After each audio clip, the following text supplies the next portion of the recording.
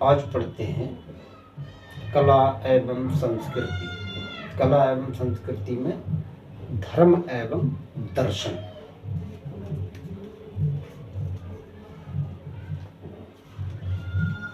मनुष्य इस धरा का सर्वाधिक बौद्धिक प्राणी है। वो सोच सकता है, तर्क कर सकता है तथा गुण से गुणतम समस्याओं एवं रहस्यों की तह तक चला जाता है। परंतु मानव सदा से इतना समझदार, विवेकी और तर्कशील नहीं था। मानव सभ्यता के प्रारंभिक काल में वो भी अन्य जीवों की तरह सिर्फ ज्ञान इंद्रियों, आँख, नाक, कान, जिह्वा और त्वचा के गृणबोध से प्रक्रिया देता था। आज वो बौद्धिक विकास के जिस स्तर पर है, वहां तक पहुंचने में उसे हजारों वर्ष लग गए थे। ऐसा नहीं कहा जा सकता कि बौद्धिक विकास की प्रक्रिया सदैव लंबित रही, क्योंकि प्राचीन काल में भी इतने महान विद्वान और बौद्धिक ऋषि, योगी, धर्मोपदेशक हुए हैं जिनकी बौद्धिक क्षमता आज के मानव से कहीं अधिक थी। आदि गुरु शंकराचार्य, बुद्ध, कपिल मुनि जैसे अनेक महापुरुष उस श्रेणी में आते हैं। परंतु ये आवश्यक कहा जा सकता है कि जैसे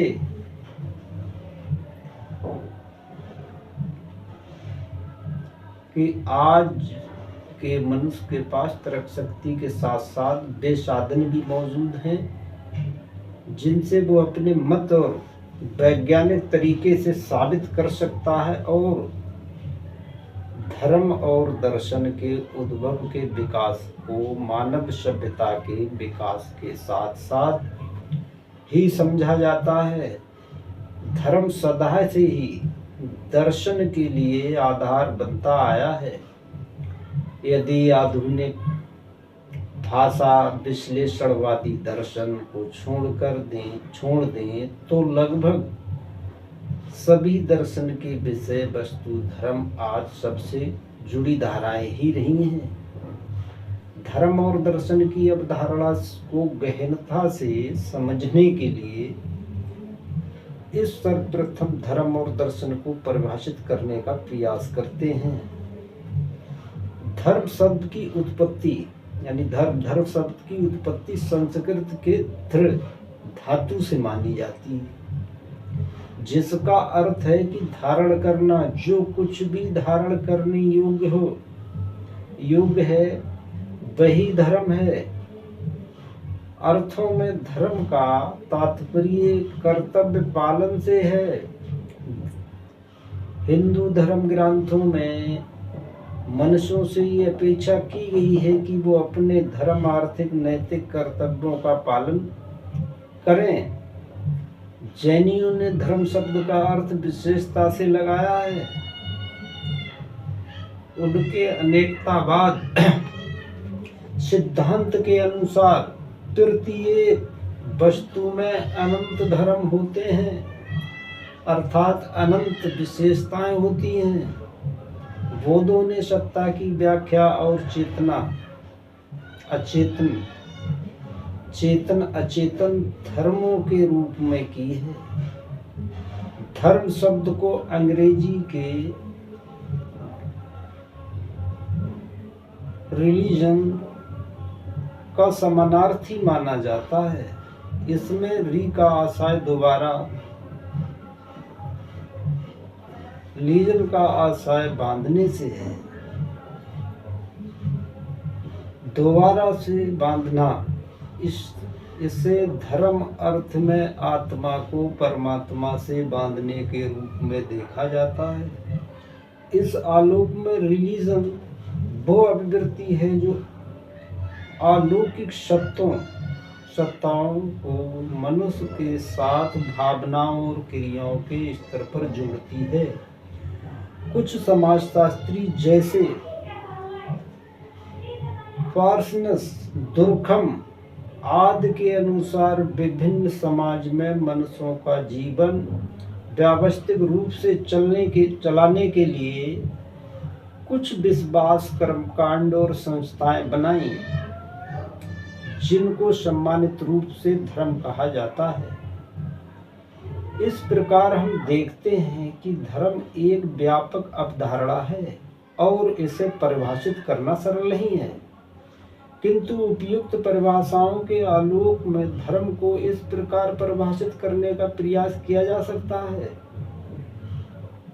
धर्म एक व्यापक अभिरुचि है जिसमें किसी अलौकिक शक्ति या अवस्था में विश्वास मनुष्य की भावनात्मक आवश्यकताओं की पूर्ति, कर्मकांड, नैतिक आचरण आदि पक्षों पर बल दिया जाता है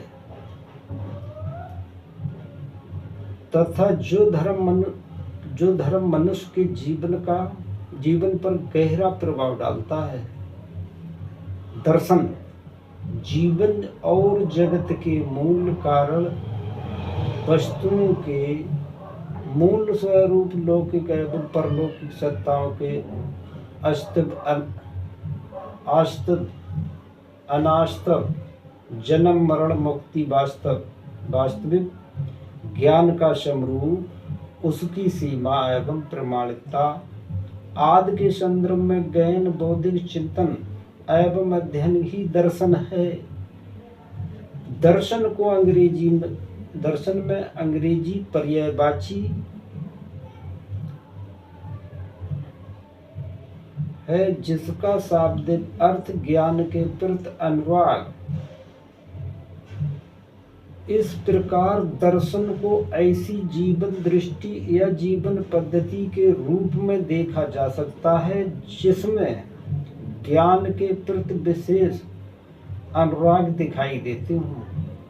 सामान्य अर्थ में कहा जाए तो जहाँ धर्म आंतरिक अनुभूतियों के महत्व को प्रकट करता है, जिससे जीवन के अर्थ और उद्देश्य का ज्ञान होता है, वहीं जब कोई व्यक्ति अपनी आत्मा को बाह्य गतिविधियों से परे रखता है, आंतरिक रूप में एकीकृत करता है, तो उसे अद्भुत व पवित्र अनुभव प्राप्त होता है, जिसे दर्शन कहा जाता है। ईसवी सन के आरंभ तक जैन और बौद्ध दर्शन के अलावा भारतीय दर्शन के 6 संप्रदाय पद्धतियां विकसित हो चुके थे, जिन्हें षट दर्शन कहा जाता था। षट दर्शन को हिंदू दर्शन, वैदिक दर्शन या आस्तिक दर्शन भी कहा जाता है। नीचे दर्शन और उनकी प्रेरणा के नाम दिए जा रहे हैं।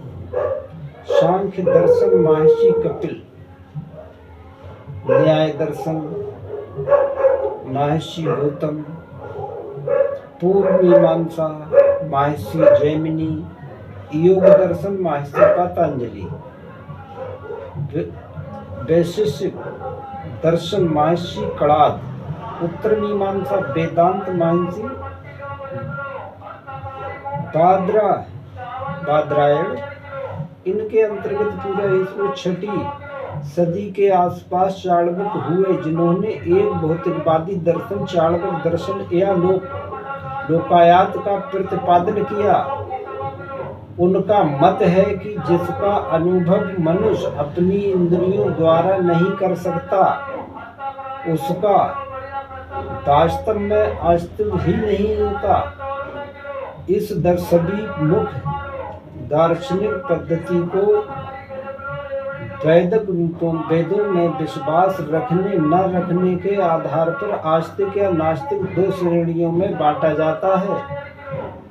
आस्तिक दर्शन, इसके अंतर्गत षट दर्शन आते हैं: सांख्य, योग, न्याय, वैशेषिक, पूर्व मीमांसा और उत्तर मीमांसा।